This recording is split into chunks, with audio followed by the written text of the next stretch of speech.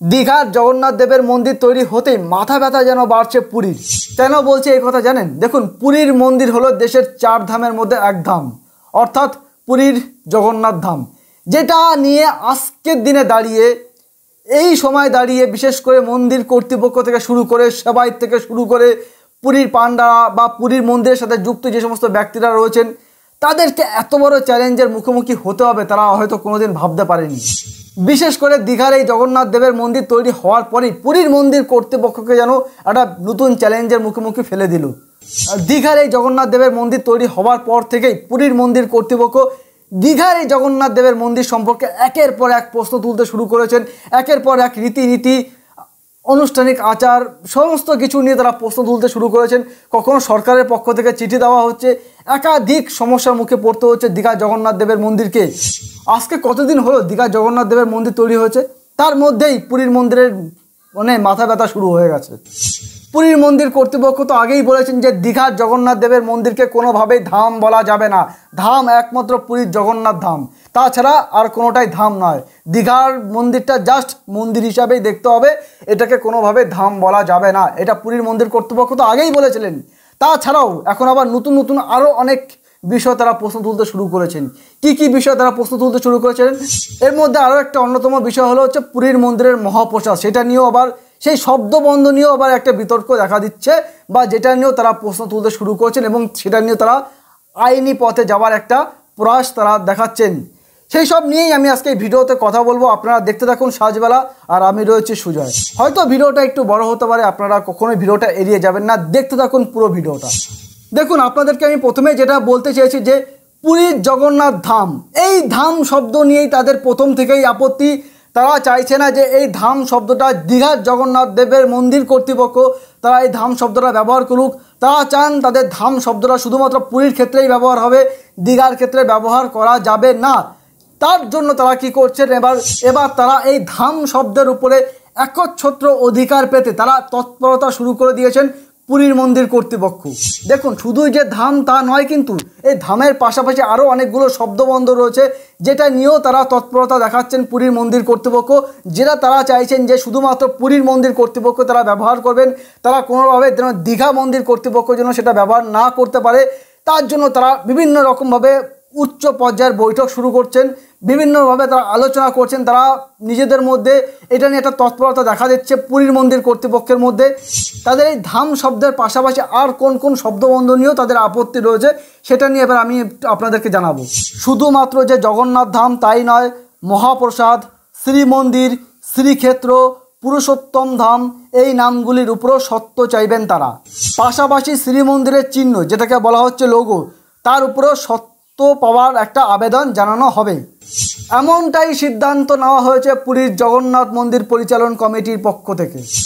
দেখুন, যে শব্দটা আমার বারবার বলতে হচ্ছে, বা আরও একবার বলছি, যে দীঘার জগন্নাথ দেবের মন্দির তৈরি হওয়ার 1 মাসের মধ্যেই, ঠিক 1 মাসের মধ্যেই পুরীর জগন্নাথ দেবের মন্দির কর্তৃপক্ষ তারা দীঘার যে জগন্নাথ ধাম, এই ধাম শব্দটা যেন দীঘার মন্দির কর্তৃপক্ষ ব্যবহার করতে না পারে, তার জন্য তারা তৎপরতা শুরু করে দিয়েছেন। হয়তো তারা আইনি লড়াইতে যেতে পারেন, বা যে সত্য যে ধাম শব্দটা তারা ব্যবহার যেন না করতে পারে, তার জন্য তারা তৎপরতা একটা দেখাচ্ছেন মন্দির কর্তৃপক্ষ, মানে পুরীর জগন্নাথ ধামের যে মন্দির তারা কর্তৃপক্ষ, তারা এটাই চেষ্টা করছেন। কিন্তু আপনাদেরকে আরও একটা কথা জানিয়ে রাখি, যেটা পুরীর মন্দিরের মুখ্য প্রশাসক অরবিন্দ পাদি তিনি একটি মন্তব্য করেছেন। তিনি ঠিক কী মন্তব্য করেছেন, তারা কেন মনে করছেন যে জগন্নাথ ধাম শব্দটা দীঘার মন্দিরের সাথে যায় না, তার পর্যালোচনা করতে গিয়ে তিনি একটা ব্যাখ্যা দিয়েছেন, সেটা এবার আপনাদেরকে আমি বলবো। জগন্নাথ মন্দিরের পবিত্রতা, ঐতিহ্য এবং অন্যান্য পরিচিতিকে সংরক্ষণ করতে এই আইনি ব্যবস্থার জন্য মন্দির সম্পর্কিত শব্দগুলির সত্যের আবেদন করা হবে। জগন্নাথ দেবের সঙ্গে সম্পর্কিত এই পবিত্র শব্দগুলিকে বাছ বিচারহীনভাবে ব্যবহার করা আটকাতে এই পদক্ষেপ অত্যন্ত জরুরি। দেখুন, আমার সবচেয়ে বেশি যেটা অবাক লাগছে সেটা হচ্ছে এই ধাম শব্দের পাশাপাশি মহাপ্রসাদ, এই শব্দ বন্ধের উপরেও তারা সত্যের আবেদন করতে চলেছে। তারা এটার আইনি অধিকার পাওয়ার চেষ্টা করছেন, বা এটার জন্য তৎপরতা করছেন। আমার প্রশ্ন হলো যে মহাপ্রসাদ, তারা বলতে চাইছেন পুরীর মন্দিরের প্রসাদকে মহাপ্রসাদ বলা হয়, একদমই ঠিক। পুরীর মন্দিরের প্রসাদ তো মহাপ্রসাদ, তার নিয়ে কোনো সন্দেহ নেই। কিন্তু আমার প্রশ্নটা হচ্ছে অন্য জায়গায়, যে এই মহাপ্রসাদ, এই শব্দটা কি শুধুমাত্র পুরীর মন্দির কর্তৃপক্ষ তারাই কি শুধুমাত্র ব্যবহার করার অধিকার পায়, আর কোনো কি মন্দির কর্তৃপক্ষ ব্যবহার করার অনুমতি পায় না, বা তারা কি এটা ব্যবহার করতে পারে না? সেটা নিয়ে আমি প্রশ্ন তুলব বা সেটা নিয়ে আমি কথা বলবো। তার আগে আপনাদেরকে আরও একবার বলে রাখি যে দীঘা জগন্নাথ দেবের মন্দিরের যে ধাম শব্দ, যেটা আমার বারবার বলতে হচ্ছে, আবারও বলছি, এর আগেও অনেকবার আমি ভিডিওতে বলেছি। দেখুন, এই ধাম শব্দ নিয়ে উড়িষ্যা সরকার এর আগেও প্রশ্ন তুলেছেন। তারা মনে করেন যে পুরীর যেহেতু দেশের 4 ধামের মধ্যে অন্যতম একটি ধাম, সেই ধাম শব্দটা যদি দীঘার মন্দির কর্তৃপক্ষ ব্যবহার করে তাহলে নাকি পুরীর যারা দর্শক রয়েছেন বা পুরীর যারা ভক্তবৃন্দ বা ভক্ত যারা রয়েছেন তাদের মনে নাকি একটা আঘাত লাগতে পারে, তাদের নাকি একটা দুঃখ কষ্ট হতে পারে যে এই ধাম শব্দটা তারা কোনোভাবেই পুরীর মন্দিরের পাশাপাশি, মানে পুরীর জগন্নাথ দেবের মন্দিরের পাশাপাশি অন্য কোনো মন্দিরে তারা এটা দেখতে চান না বা এটা ব্যবহার করতে দিতে চান না। তারা চান শুধুমাত্র ধাম শব্দটা শুধুমাত্র তাদের জন্যই থাকবেন, তাদের এই দীর্ঘদিনের ঐতিহ্য, দীর্ঘদিনের রীতি বা পুরীর মন্দির বলে একটা যে ভারতবর্ষের যে একটা ঐতিহ্য রয়েছে সেটাকে তারা ধরে রাখতেই এই ধাম শব্দটা শুধুমাত্র পুরীর সাথেই তারা রাখতে চান। দেখুন, এবার আমি আপনাদের সেই মহাপ্রসাদ শব্দবন্ধ যেটা নিয়ে কথা বলতে চলেছি। এই যে মহাপ্রসাদের পাশাপাশি তারা শ্রীমন্দির, শ্রীক্ষেত্র, পুরুষোত্তম ধাম এই নামগুলোর উপরেও তারা সত্য চাইবেন, এটা তারা বলেছেন।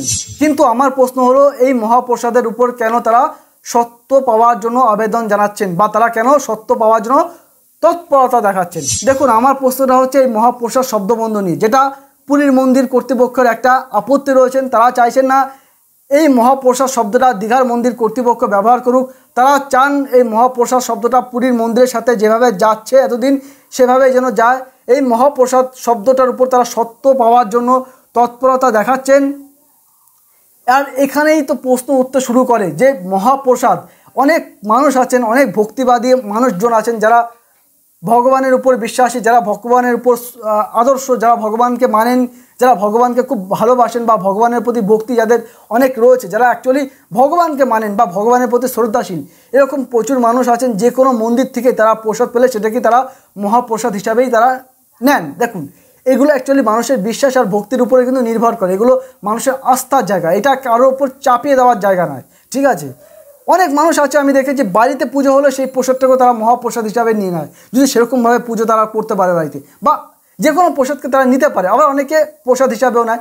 কিন্তু আমার প্রশ্নটা হচ্ছে, আমাদের রাজ্যে, আমি দেশের কথা বলবো না, আমাদের রাজ্যে যদি ধরি যে দক্ষিণেশ্বর, তারাপীঠ বা কালীঘাট বা ধরুন তারকেশ্বর মন্দির, এই সমস্ত যে সমস্ত যে বড় বড় জাগ্রত যে মন্দিরগুলি রয়েছে, এই মন্দিরের প্রসাদকে কি আমরা কি প্রসাদ বলি? আমরা যদি শুধুমাত্র পুরীর মন্দিরের প্রসাদকে কি শুধুমাত্র মহাপ্রসাদ বলবো? দেখুন, পুরীর মন্দিরের প্রসাদ মহাপ্রসাদ তা নিয়ে কোনো সন্দেহ নেই, হ্যাঁ অবশ্যই সেটা মহাপ্রসাদ। কিন্তু পাশাপাশি আমাদের রাজ্যে যে সমস্ত মন্দিরগুলো, যে সমস্ত বিশেষ করে যেই মন্দিরগুলো সবার প্রথমেই যেই মন্দিরগুলো নাম ওঠে, আবারও বলছি, যেমন ধরুন দক্ষিণেশ্বর মন্দির, তারাপীঠের মন্দির, কালীঘাটের মন্দির, তারকেশ্বরের মন্দির, তাছাড়া আরও অনেক অনেক মন্দির রয়েছে, দেবী কামাখ্যার মন্দির রয়েছে আসামে, ঠিক আছে? তো এই সব মন্দিরের যে প্রসাদগুলো হয়, যে প্রসাদগুলো পাওয়া যায়, সেগুলোকে কি মহাপ্রসাদ বলা যায় না? বা মহাপ্রসাদ কি বলতে পারেন মানুষে যে পুরীর মন্দিরের প্রসাদ কি আমরা মহাপ্রসাদ বলবো, তাহলে এই মন্দিরের প্রসাদগুলো কি আমরা মহাপ্রসাদ বলতে পারি না? দেখুন, এগুলো অনেকটা না আস্থা, ভক্তি বা বিশ্বাসের উপরে তো নির্ভর করে, যে মানুষ বা ভগবান আর ভক্তের উপরে সেটা অনেকটা নির্ভর করে, যে ভক্ত ভগবানের এই প্রসাদকে প্রসাদ বলবে না মহাপ্রসাদ বলবে, সেটা অনেকটাই ভক্তের উপর নির্ভর করে। পুরীর মন্দির এবং দীঘার মন্দির নিয়ে কিন্তু ভক্ত এবং ভগবানের মধ্যে কিন্তু কারো কোনো বিবাদ নেই। পুরীর মন্দিরে যারা যাচ্ছেন তারা পুরীর মন্দিরের দর্শনে যাচ্ছেন, তারা পুরীর মন্দিরের যে জগন্নাথ ধাম তাকে দর্শন করার জন্য যাচ্ছেন, তার কাছে পুজো দেওয়ার জন্য যাচ্ছেন, তার কাছে মনস্কামনা জানানোর জন্য যাচ্ছেন। তারা কিন্তু প্রাণ ভরে ভালোবেসেই কিন্তু যাচ্ছেন। যারা দীঘাতে যাচ্ছেন তারাও ঠিক সেমভাবেই যাচ্ছেন। দেখুন, যারা অ্যাকচুয়ালি ভক্ত তাদের কিন্তু এই কোনটা ধাম না, কোনটা মন্দির না, কোনটা প্রসাদ, কোনটা মহাপ্রসাদ, এগুলো নিয়ে কিন্তু ভক্তদের মধ্যে কোনো মাথা ব্যথা নেই। তারা অ্যাকচুয়ালি জগন্নাথ দেবের দর্শন করতে চান, তারা তার প্রসাদ নিতে চান। তারা যেই প্রসাদই পান না কেন, তাদের অনেক ভক্তদের মধ্যেই সেটা তাদের কাছে মহাপ্রসাদ হয়ে দাঁড়ায়। তো এই মহাপ্রসাদ শব্দের বন্ধের মধ্যে তারা একটা আপত্তি জানিয়েছেন যে পুরীর মন্দির কর্তৃপক্ষ, সেটা নিয়ে আমি প্রশ্ন তুলছি এবং এটা নিয়ে আমার মনে হয় প্রশ্ন তোলা উচিত। কারণ মহাপ্রসাদ শব্দটা শুধুমাত্র পুরীর মন্দিরের প্রসাদকে অবশ্যই মহাপ্রসাদ, পাশাপাশি অন্য অন্য যে সমস্ত মন্দিরের প্রসাদ সেগুলো আমার কাছে মনে হয় আমি যদি ভক্তিভাবে সেই মন্দিরের প্রসাদগুলোকে নিতে পারি তাহলে সেটা আমার কাছে কেন মহাপ্রসাদ হবে না, যে প্রশ্নটা আমার বারবার তুলতে হচ্ছে। দেখুন এই যে ধাম শব্দ বলুন বা মহাপ্রসাদ শব্দ বলুন বা অন্যান্য যে সমস্ত শব্দগুলো বলুন, যেগুলো আপনাদেরকে আমি প্রথমেই বলেছিলাম, এই শব্দগুলো যে দীঘার মন্দির উদ্বোধন করার 1 মাসের মধ্যেই যে পুরীর মন্দির কর্তৃপক্ষ একের পর এক প্রশ্ন তুলতে শুরু করেছেন। আগেও তারা প্রশ্ন তুলেছেন, এখনও তারা প্রশ্ন তুলে যাচ্ছেন এবং তারা তৎপরতা শুরু করেছেন। তার কারণ আমার যেটা ব্যক্তিগত মনে হয় যে দীঘার মন্দির উদ্বোধন হওয়ার পর থেকে কিন্তু দীঘায় রয়েছে উপচে পড়া ভিড়, বাঙালিদের উপচে পড়া ভিড়।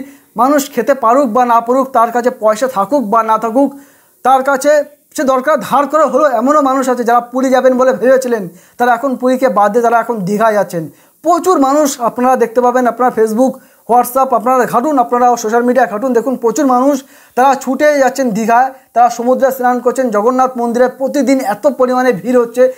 এই যে ভিড়, এই যে মানুষের সমাগম, যেখানেই ভগবান রয়েছে সেখানেই রয়েছে ভক্ত এবং সমুদ্রের স্নান, এই জিনিসটাকে কি পুরীর মন্দির কর্তৃপক্ষ নিতে পারছে না? আমার যেটা মনে হচ্ছে তাদের ব্যবসায় হয়তো একটা ক্ষতি হচ্ছে। তাদের যেহেতু প্রতি বছর আমাদের পশ্চিমবঙ্গের প্রচুর বাঙালিরা পুরীর মন্দিরে যান, পুরীর মন্দির দর্শন করেন, তারা যেভাবে হোক, তাদের কাছে যদি পয়সা না থাকে তাহলে তারা ধার করে যান। এমনকি তারা পয়সা গুছিয়ে আস্তে আস্তে করে পয়সা জমিয়ে অনেক মানুষ আছেন পুরীর সমুদ্র, এমনকি জগন্নাথ দেবের দর্শন তারা করতে চান এবং তারা করতে পারেন। তার জন্য কিন্তু প্রচুর মানুষ ছুটে যান পুরীর মন্দিরে।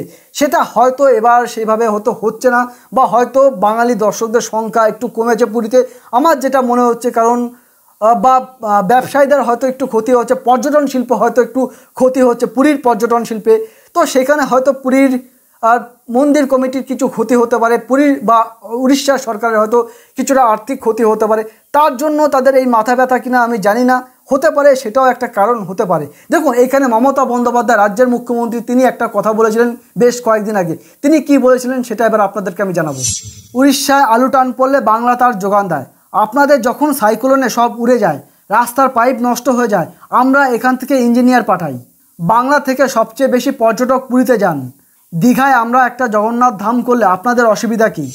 মমতা বন্দ্যোপাধ্যায় কিন্তু এখানেই শেষ করেনি, তিনি কিন্তু আরও একটা কথা বলেছিলেন, যেটা হলো আমরা তো সকলে পুরীতে যাই, আমরা তো এত প্রশ্ন করি না, এত গায়ে লাগছে কেন, এত হিংসে কেন, হিংসের কোনো ওষুধ হয় না। ঠিক এই কথাগুলোই বলেছিলেন মমতা বন্দ্যোপাধ্যায়। তিনি মনে করেন যে প্রচুর বাঙালিরা আছেন যারা প্রতি বছর উড়িষ্যার পুরীর যে জগন্নাথ ধাম রয়েছে সেখানে যান, সেখানে গিয়ে তারা সমুদ্রে স্নান করতে পারেন এবং তারা পুরীর মন্দিরকে দর্শন করতে পারেন, যার ফলে পুরীর মন্দিরের আশেপাশে যে সমস্ত ব্যবসায়ীরা রয়েছেন বা যে সমস্ত হোটেল কর্তৃপক্ষ থেকে শুরু করে তাদের একটা বেশ মুনাফা অর্জন হয় এবং পর্যটন শিল্পেও সরকারের একটা ভালো অর্থনৈতিকভাবে আয়ের একটা সুযোগ রয়েছে। সেইখানে অনেক বড় একটা ধাক্কা লেগেছে আমার যেটা মনে হচ্ছে, যার ফলে তাদের এত বিরোধিতা। দেখুন দেশের মধ্যে কিন্তু জগন্নাথ মন্দির বা জগন্নাথ দেবের মন্দির কিন্তু যে নেই তা নয়, কিন্তু দেশের মধ্যে প্রচুর জায়গায় জগন্নাথ দেবের মন্দির রয়েছে, অনেকের বাড়িতেও মন্দির রয়েছে, কিন্তু সেগুলো নিয়ে পুরীর মন্দির কর্তৃপক্ষের কোনো অসুবিধা নেই। পুরীর মন্দির কর্তৃপক্ষের শুধুমাত্র অসুবিধা যে দীঘা জগন্নাথ দেবের মন্দির উদ্বোধনের পর থেকেই, কারণ তারা মনে করছেন যে তাদের প্রতিদ্বন্দ্বী হিসাবে তারা দেখছেন দীঘার জগন্নাথ দেবের মন্দিরকে। তারা মনে করছেন যে দীঘার জগন্নাথ মন্দিরটাকে যদি ধাম হয়, সেটা যদি অনেক মানুষ দীঘায় যদি, কারণ ইতিমধ্যে আমরা জানি যে প্রচুর মানুষ দীঘার মন্দিরে যাচ্ছেন, তারা ছুটে যাচ্ছেন, খেয়ে না খেয়ে তারা যাচ্ছেন, প্রচুর মানুষ তারা দীঘার মন্দিরে ছুটে যাচ্ছেন। আর এই ভিড়গুলো কি কিন্তু তারা সহ্য করতে পারছেন না পুরীর মন্দির কর্তৃপক্ষ, যেটা আমার বারবার মনে হচ্ছে। কিন্তু সেখানে ভক্ত এবং ভগবানের কিন্তু কোনো সমস্যা নেই, ভক্ত ভালো আছে এবং ভগবানও ভালো আছে। আপনারা যারা পুরীতে যান বা আপনারা যারা দীঘাতে যান, আপনার যেখানে ইচ্ছা আপনি সেখানে যাবেন। আপনার পুরীতে ভালো লাগলে আপনি পুরীতে যাবেন, আপনার দীঘাতে ভালো লাগলে আপনি দীঘাতে যাবেন। আমি কিন্তু পুরীর মন্দিরের বিরোধিতা করছি না যে পুরীর মন্দিরে যাবেন না আপনারা পুরীর মন্দিরে, সবাই আপনারা দীঘার মন্দিরে যান, সেটা কিন্তু আমি একবারেই বলছি না। আপনার যেখানে ভালো লাগবে, আপনার যেখানে ভগবান টানবে আপনাকে, আপনার এগুলো সবসময় আস্থা, বিশ্বাস, ভালোবাসার উপর নির্ভর করে। এটা আপনার যেখানে ইচ্ছা আপনি সেখানে যাবেন। আপনার যদি দীঘা ভালো না লাগে তাহলে আপনি দীঘায় যাবেন না, আপনার যদি পুরী ভালো না লাগে তাহলে আপনি পুরী যাবেন না। আপনার যেখানে ভালো লাগবে আপনি সেখানে যাবেন, সেটা পুরী হোক বা দীঘা হোক, সেটা নিয়ে আমার কিন্তু কোনো মাথা ব্যথা নেই। এখানে ভক্ত এবং ভগবান তাদেরও কিন্তু কোনো মাথা ব্যথা নেই।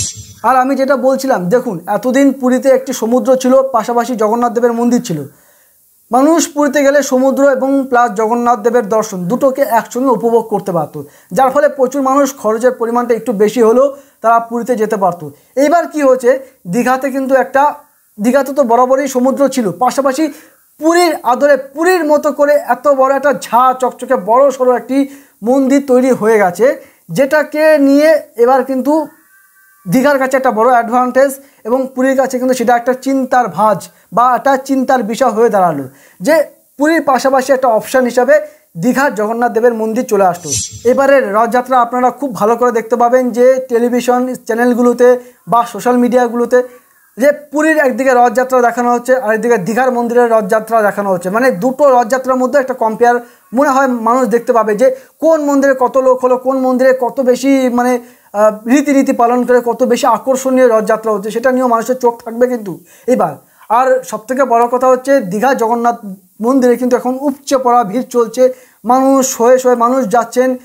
শুধুমাত্র যে রাজ্যের বাঙালিরা তারাই যে যাচ্ছেন তা নয়, বিভিন্ন রাজ্যে যে পশ্চিমবঙ্গের পাশাপাশি যে সমস্ত রাজ্যগুলো রয়েছে সেই সমস্ত, যেমন বিহার বলতে পারেন, আসাম বলতে পারেন, উড়িষ্যা বলতে পারেন, উড়িষ্যার থেকেও কিন্তু প্রচুর মানুষ যারা এতদিন শুধুমাত্র পুরীর জগন্নাথ ধাম দেখেছেন তারা কিন্তু এবার নতুনত্ব হিসাবে তারা দীঘার জগন্নাথ ধামকেও তারা দর্শন করতে চলেছেন বা তারা চাইছেন, তারা এসে তারা সমুদ্র স্নান করছেন প্লাস দীঘার জগন্নাথ ধামও তারা দর্শন করছেন। প্রচুর মানুষ, বিশেষ করে প্রচুর মানুষ পুরী থেকে এবার দীঘাতে আসছেন এবং অন্যান্য রাজ্য থেকেও মানুষ আসছেন এবং দেশের বিভিন্ন প্রান্ত থেকেও মানুষ আসছেন এবং বিশেষ করে অনেক অহিন্দু বা যারা হিন্দু ধর্মাবলম্বী নয় সে সমস্ত মানুষ যারা দীর্ঘদিন পুরীর মন্দিরে যেতে পারেননি তারাও এবার দীঘা জগন্নাথ দেবের মন্দিরে আসছেন, তারা ভিড় করছেন, তারা পুজো দিচ্ছেন, তারা নাম কীর্তন গান সব কিছু করছেন। প্রচুর মানুষ, আপনারা অনেক বিদেশিদেরও দেখতে পাবেন এবার দীঘা জগন্নাথ দেবের মন্দিরে, যেটা প্রচুর মানুষের একটা আগমন হচ্ছে। এটা আমার কাছে খুব ভালো লাগছে যে যার ফলে কি হচ্ছে দীঘার এই মন্দিরটা বা দীঘা এখন কিন্তু আন্তর্জাতিক পর্যটন কেন্দ্র কিন্তু পরিণত হয়ে যাচ্ছে। যেহেতু দেখুন বিদেশের নাগরিক যত বেশি আসবে আমাদের পশ্চিমবঙ্গে তত কিন্তু রাজ্যের ইকোনমি অনেকটা বাড়বে এবং কি এটা আন্তর্জাতিক পর্যটন কেন্দ্রে কিন্তু পরিণত হবে। এটা কিন্তু পশ্চিমবঙ্গ মানুষের জন্য কিন্তু খুব একটা ভালো দিক। এবার আপনাদেরকে একটা কথা বলি, আপনারা যদি এতক্ষণ ভিডিওটা দেখে থাকেন তাহলে আপনারা লাস্ট এইটুকু কথা শুনে যান যে আমি মনে করি যে দীঘা হোক বা পুরী হোক এগুলো সম্পূর্ণ ভক্তদের উপর নির্ভর করুক, এটা ভক্তরা ঠিক করুক তারা কোথায় যাবেন। এইটা নিয়ে দীঘা এবং পুরীর মধ্যে কোনো বিতর্ক করার দরকার নেই। এটা ভগবানের মন্দির, দুটো মন্দিরই ভগবানের মন্দির, দুই জায়গাতেই একই দেবতা বাস করেন, দুই জায়গাতেই ভগবান জগন্নাথ দেব রয়েছেন। আমি যেরকম প্রথমেই বলেছিলাম, বারবার বলেছিলাম, আবারও বলছি যে ভক্ত এবং ভগবান তাদের কোনো সমস্যা নেই। ভক্ত ভালো আছেন এবং ভগবান তিনিও ভালো আছেন, তারা কোনো বিতর্কের মধ্যে থাকতে চান না এবং তারা নেইও। শুধুমাত্র বিতর্ক হচ্ছে মন্দির কর্তৃপক্ষের কিছু মানুষ, তারা এই বিতর্ক থেকে দূরে চলে আসুন, তারা তাদেরকে ভক্তদের উপর বিষয়গুলো ছেড়ে দিন, তারা তাদের যেখানে ইচ্ছা তারা সেখানে যাবেন, তার যেখানে ইচ্ছা নেই তারা সেখানে যাবেন না, সেটা তাদের উপরে ছেড়ে দিন না। তাদের পয়সা তারা কোথায় ঘুরবেন, তাদের ভক্তিতে তারা কোথায় যাবেন সেটা তাদের উপরে ছাড়ুন। সেখানে কোনটা ধাম হলো কোনটা মন্দির হলো এটা নিয়ে অযথা বিতর্ক করার কোনো প্রয়োজন নেই, এটা নিয়ে আইনি লড়াই বা করারও কোনো প্রয়োজন নেই। কোনটা প্রসাদ কোনটা মহাপ্রসাদ সেটা নিয়েও কথা বলার দরকার নেই, ঠিক আছে?